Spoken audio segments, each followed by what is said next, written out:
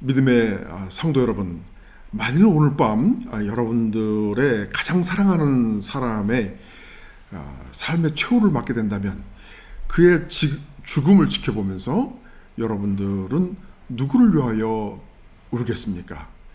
오늘 본문에 누가복음 23장 26절부터 29절은 예루살렘의 심판에 관한 예수 그리스도의 경고와 그 심판을 피할 수 있는 구원의 길로서 그의 죽음의 의미를 깨닫게 해주는 말씀입니다. 예수께서 빌라도에 의해 사형 선고를 받으셨던 재판정으로부터 예루살렘 성문 입구까지 이르는 길에는 로마인들에 의해서 비아 돌로로사라고 불리우는 좁은 길이 있습니다. 그 길은 지금도 역사의 현장으로 로마에 잘 보존이 되어 있습니다. 그 비아 돌로로사라고 하는 이름은 고통의 길, 슬픔의 길이라는 뜻으로서 사형수들은 그 길을 따라 사형장으로 가야만 했습니다. 지난 이틀 동안 밤낮을 가리지 않고 엄청난 육체적인 압박을 쉴 새 없이 감당하셔야만 했던 예수께서 그 고통의 길을 거쳐서 성문 밖을 나와 골고다 언덕을 향한 길목에서 마침내 십자가와 함께 쓰러지고 말았습니다. 그때 저 멀리서 구레네 출신으로 보이는 한 남자가 예루살렘 성문 밖의 시골로부터 성을 향하여 걸어오다가 마침 그 앞을 지나고 있었습니다. 로마 병정들은 시몬이라고 불리우는 그 사람에게 예수의 십자가를 대신 지고 가도록 명령을 합니다. 다행히 시몬은 로마 병정들에게 별 저항 없이 십자가를 지고 예수를 뒤따랐습니다. 그런데 피와 땀으로 범벅이 된 그 처참한 모습의 예수를 바라보던 군중들과 여인들이 죄 없는 자의 죽음에 대해서 비통한 마음으로 가슴을 치며 슬프게 우는 것이었습니다. 오늘 본문과 관련해서 49절을 함께 이렇게 참고해서 고려해 보면 그들은 아마도 예루살렘 성에 거주하는 유대인들이었을 것입니다.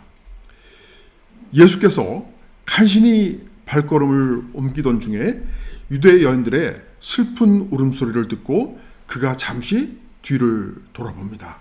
그리고 그들을 향해 거친 숨소리와 함께 나를 위하여 울지 말고 너희와 너희 자녀를 위하여 울라 라고 말씀하십니다. 지금 처절한 고통을 당하고 있는 예수께서 오히려 이스라엘 백성들과 여인들을 긍휼히 여기고 있는 것입니다. 왜 그렇습니까? 도대체 예수께서 의미하는 바는 무엇입니까? 누가복음 19장 41절에 의하면 예전에 예수께서 장차 멸망당할 예루살렘 성을 바라보면서 우신 적이 있습니다. 그러나 이번에는 그가 이스라엘 백성을 상징하는 예루살렘 여인들을 바라보면서 예전에 자기와 같이 너희들은 예루살렘의 앞날을 위하여 울라 라고 말씀하십니다. 그 말씀의 의미는 예루살렘 여인들이 예수를 위하여 울어야 할 이유가 없다는 것입니다. 왜 예수께서는 자기를 위하여 울어야 할 이유가 없다고 말씀하는 것일까요? 그것은 그가 곧 당하게 될 십자가의 죽음은 하나님의 뜻을 따라 행하고 있는 그리스도의 거룩한 자발적 죽음이었기 때문입니다. 즉 예수께서 의미하시는 바는 나의 이 십자가의 죽음은 너희들의 죄에 대한 속죄 제물로서 하나님께 바쳐지기 위함인 것이다. 그것은 많은 사람들로 하여금 영원한 생명을 얻게 하시고자 하는 하나님의 뜻이다. 하나님의 그 뜻을 성취하기 위하여 나는 지금 이 길을 가고 있는 것이다. 그러므로 너희는 나를 위하여 울지 마라. 참으로 내가 가고 있는 이 길은 고통의 길, 슬픔의 길이 아니라 하나님의 위대한 고합을 성취하기 위한 장엄한 길이기 때문이다. 라고 웅변하시고 있는 것입니다. 또한 본문의 28절을 다시 살펴보면 그리스도께서 예루살렘의 여인들에게 너희와 너희 자녀를 위하여 울라라고 말씀하십니다. 여기에서 너희를 위하여 울라라고 우리말로 번역된 그 원어는 너희 자신들을 위하여 울라라는 뜻입니다. 헤오타스 가예테 이렇게 말씀하셨는데요. 그 말씀은 예수께서는 정작 가슴을 치며 울어야 할 일은 예수 그리스도 나의 죽음을 위해서가 아니라 장차 예루살렘에 닥칠 하나님의 무서운 진노의 심판을 두려워하고 울라라고 말씀하신 것입니다. 이 28절의 말씀의 의미와 관련해서 그 바로 다음 구절인 29절에서는 예수께서는 장차 그날이 오면 언젠가 심판의 때가 되면 임신하지 않은 여인과 자녀가 없는 여인이 복이 있을 것이라고 말씀하고 있습니다. 당시의 유대인들의 전통으로서는 여인이 아이를 갖지 못하면 저주받은 것으로 생각하고 있던 그런 때인데 예수께서는 지금 그와는 반대로 말씀하고 있습니다. 그것은 무엇을 의미하겠습니까? 이 책의 기록에 의하면 20장 21절 24절에 의하면 예수께서는 예루살렘이 언젠가 이방 군대에 의해서 멸망당하게 될 것을 예언하신 적이 있습니다. 그때에는 무시무시한 파괴와 참혹한 사륙이 있게 될 것이며 임산부와 어린 자녀가 있는 자들은 빨리 도피할 수 없을 것임을 예언하신 것입니다. 그러므로 오늘 본문의 23장 29절은 그리스도께서 그 앞에 21장에 기록된 바와 같이 전에 이미 예언하셨던 것에 대해서 다시 한번 확증하심으로써 이스라엘 백성들에 대한 마지막 경고를 하시는 것입니다.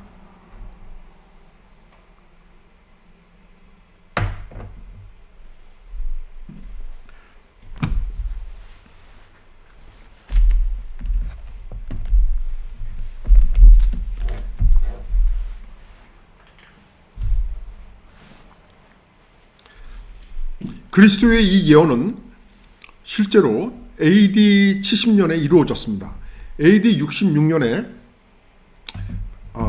반란을 일으킨 유대인들에 대한 로마군의 공격이 시작되었고 마침내 AD 70년에는 로마의 티투스 장군에 의해서 예루살렘 성이 완전히 함락되고 말았습니다. 역사적인 기록에 의하면 그 사건은 전쟁이 끝나기까지 약 7년 동안 최소한 수십만에서 100만여 명까지의 수많은 유대인들이 참혹한 죽임을 당해야만 했던 그 비극적인 결과를 초래했던 것입니다. 이 예루살렘 멸망 사건은 현재를 살아가고 있는 우리들에게 대단히 엄중한 교훈을 남겨주고 있습니다. 이 예루살렘 멸망 사건은 현재를 살아가고 있는 우리들에게 엄중한 교훈을 주고 있는 그 이유는 그 사건이 단순히 로마와 유대인들 간에 있어서의 전쟁이 아니었던 것입니다. 그것은 로마를 통한 이스라엘에 대한 하나님의 심판의 형벌이었던 것입니다.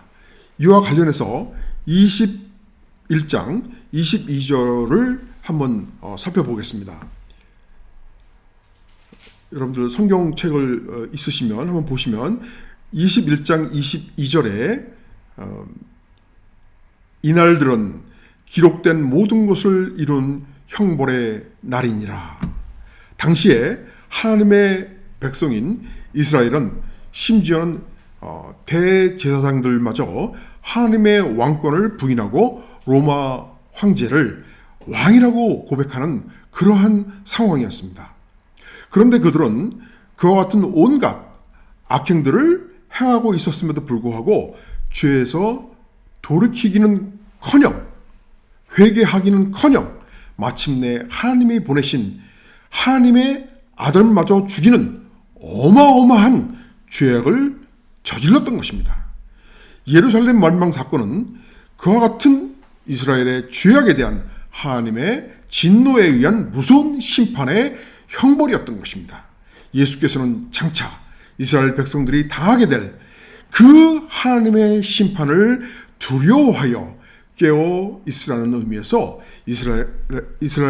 예루살렘의 여인들에게, 예루살렘의 여인들이란 이스라엘을 가리키는 것이고 또 예루살렘의 여인들은 이스라엘 백성들을 가리키는 것입니다.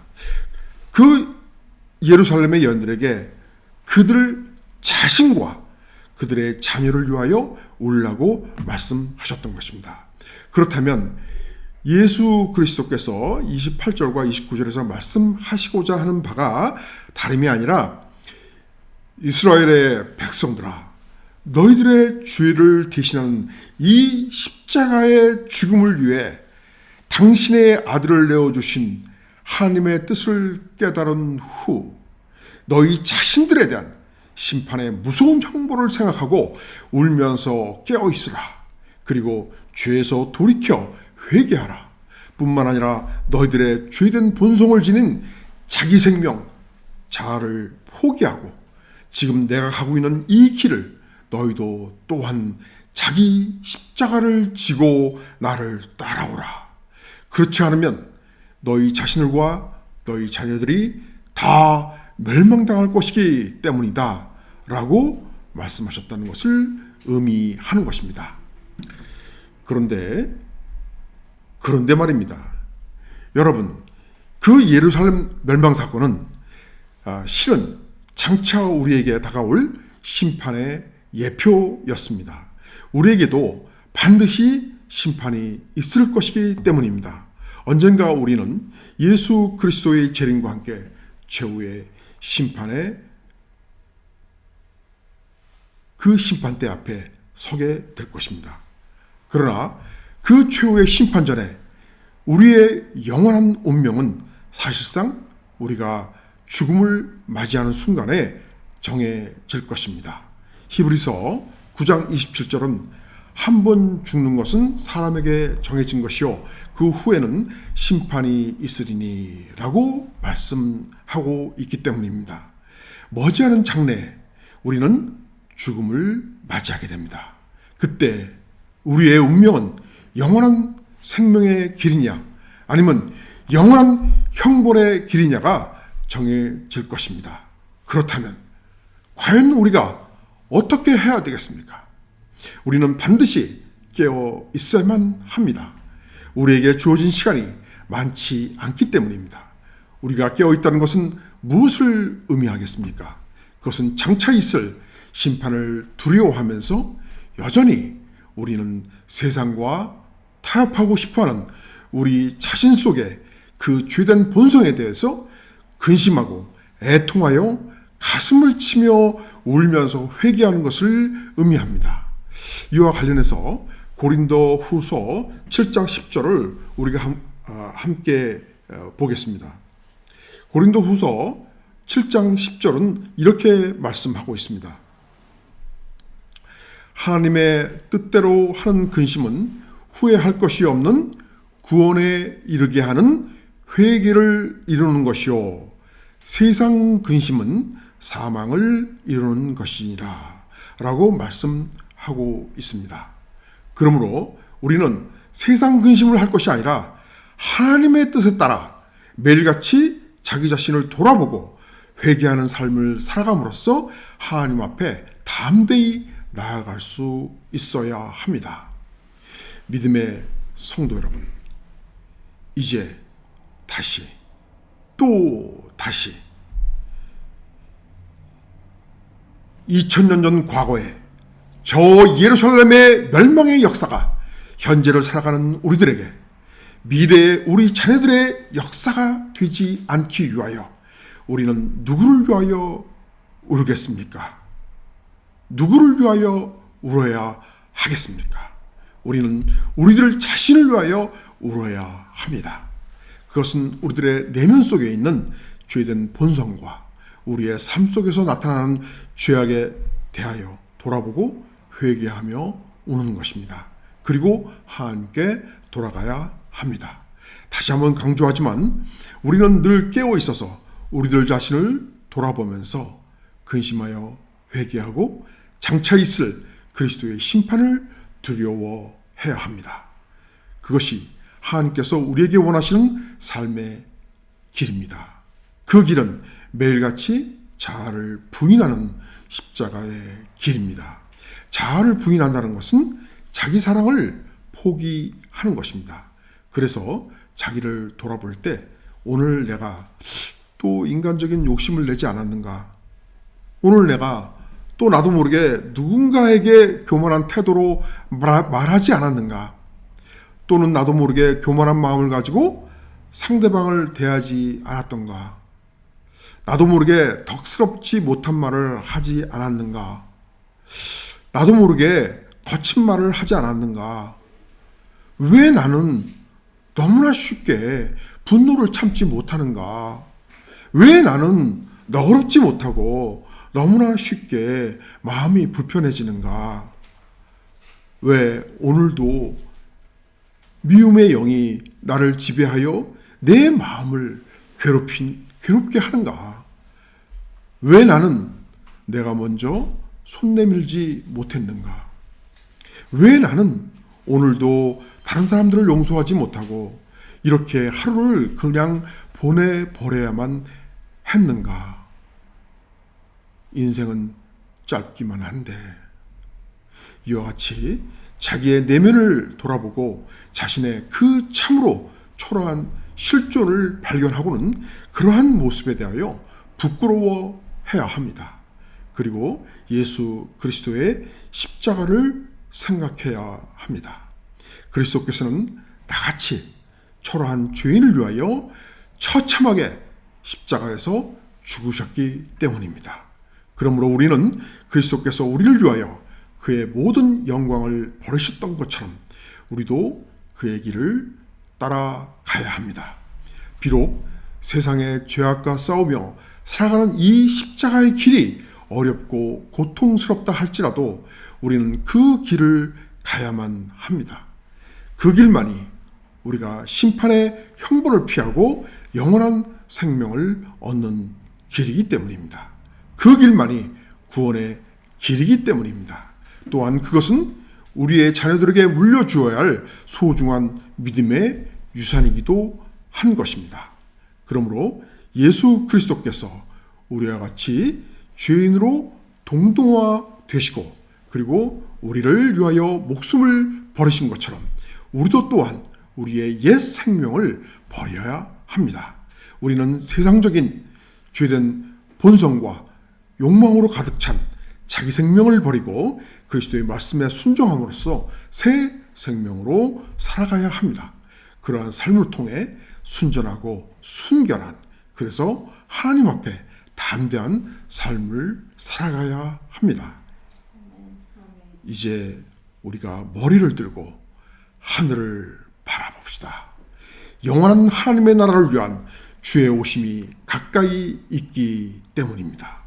2000년 전에 예수께서 우리를 위하여 십자가를 지셨던 것처럼 우리 또한 십자가의 고통을 기꺼이 짊어지고 우리들 자신 속에 있는 죄악과 싸워 이겨내십시다. 그리하여 마침내 우리 모두가 심판의 그날에 천국 백성으로 확증받고 그리스도의 영광을 얻게 되기를 주의 이름으로 축원합니다.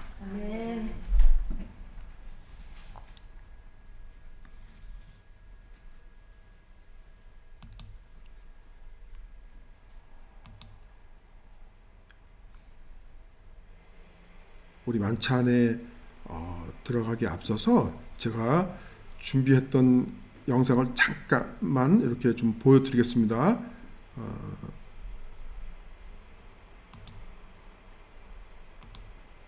아까 설교 앞부분에서 소개해드렸던 그 비아 돌로로사라고 이렇게 길 입구에 이렇게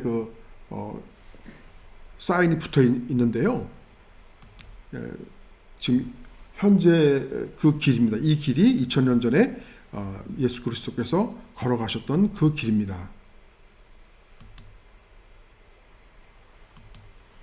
그리고 이제 그 예루살렘 멸망 당시의 모습을 화가들이 이렇게 재현한 그림을 한번 보시면서 예루살렘이 그 얼마나 참혹했는지를 한번 상상해 보시기 바랍니다.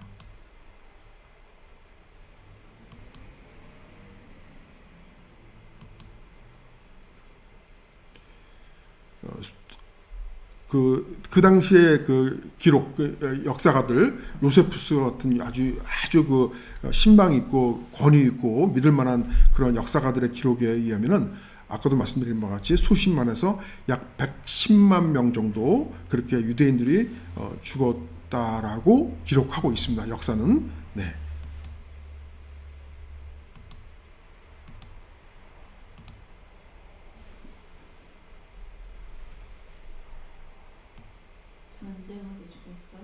그러니까 로마가 유대인들을 죽인 것이죠.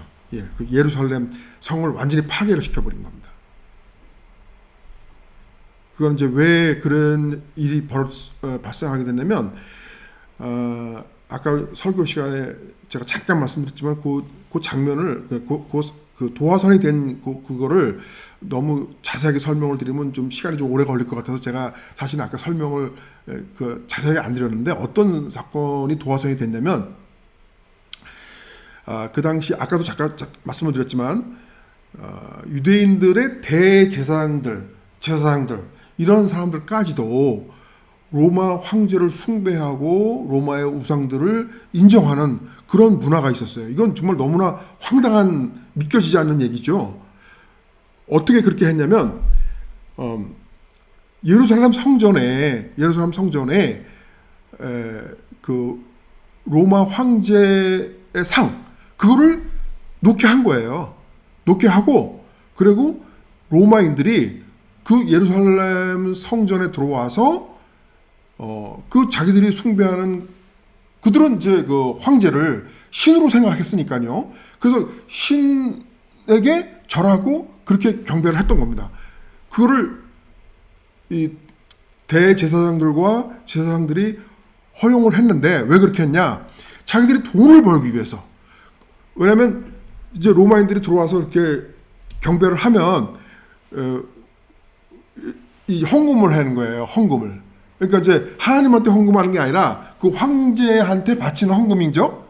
그러면 그 헌금을 이제 바쳤어요. 그걸 바쳤는데 자 제사장들 입장에서는 이거는 우리 성전에다가 바친 헌금이니까 그들은 잘 사니까 돈이 만만치 않았거든요. 막 금화도 막 이렇게 그 헌금하고 그랬으니까 막 굉장히 막 큰 돈을 헌금하는 거예요. 그러면 그 제사장들이나 이런 사람들은 이거는 성전에다 헌금을 한 거니까 이거는 우리가 갖는 거다. 이렇게 주장을 했고 그 다음에 로마 군인들 입장에서는 아니다. 이거는 황제에게 바치는 돈이니까 우리가 가져가야 된다 하면서 그 며칠을 간격으로 해가지고 와가지고 그 돈을 걷어가려고 그러는 거예요. 그런 식으로 몇 년이 흐르다가 어느 시점에 서로 티격태격 하다가 유대인들 중에서 좀 과약한 사람들이 있었는데 그 과약한 사람들이 유대인 그러니까 말하자면 그 장교를 죽여버렸어요. 죽여버리니까 로마 군인들 입장에서는 그 이제 막 완전히 발칵 뒤집어진 거죠. 그래가지고 그것을 빌미 삼아서 예루살렘을 완전히 그냥 쑥대밭으로 만들어버린 그렇게 된 겁니다.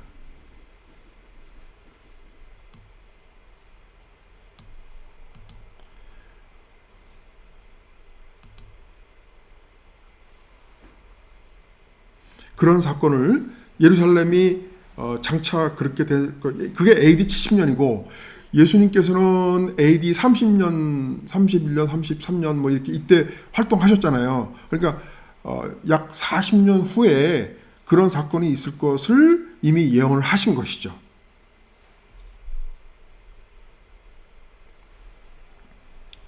자, 그러면 우리가 주님께서 초대하시는 만찬에 함께 참여토록 하겠습니다.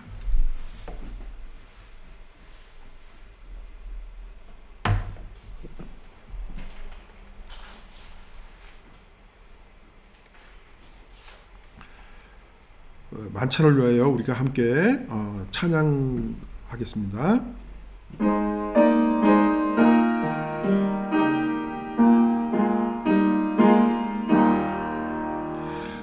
주님의 뜻을 이루소서. 고요한 밤에 이달이니 진이과 같은 날 빚으사 주님의 형상 만드소서. 주님의 뜻을 이루소서. 주님 밖에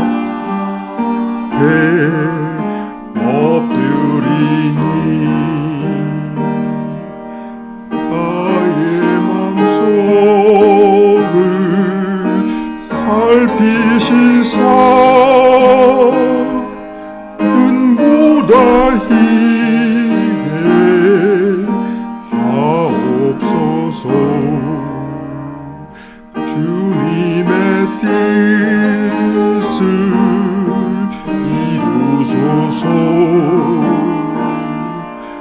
병들어 몸이 피곤할 때 권능의 손을 내게 펴서 강건케 하여 주옵소서.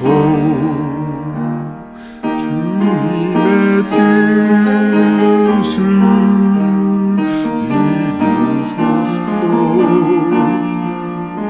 온전히 나를 주장하사 주님과 함께 동행함을 만민이 알게 하옵소서. 아멘.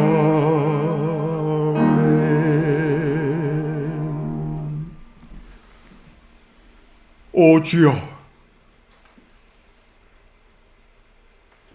지금도 살아 역사하시며 하나님 우편에 앉아 계시는 그 영광의 예수 그리스도시여, 당신의 그 거룩한 만찬에 우리를 당신의 백성 삼아 주시고 이렇게 초대하여 주심을 참으로 감사드립니다. 저희가 우리 주님의 그 거룩한 살과 피를 상징하는 이 떡과 잔을 나눌 때에 저희 자신을 돌아보면서 저희 자신 속에 있는 그 죄된 본성과 자아와 일그러진 하나님의 형상, 부패한 하나님의 형상, 못난 자기 사랑의 그 모습을 완전히 도말하여 주시고 오직 예수 그리스도의 생명으로 살아가는 그런 거룩한 시간이 될 수 있도록 이 시간을 인도하여 주시고 축복하여 주시옵소서. 그리하여 저희들이 늘 우리 그리스도의 거룩한 생명으로 그리스도의 형상을 닮아갈 수 있도록 저희들을 인도하여 주시며 은혜 내려 주시옵소서. 이 모든 말씀 우리 주 예수 그리스도 이름으로 기도드리옵나이다. 아멘.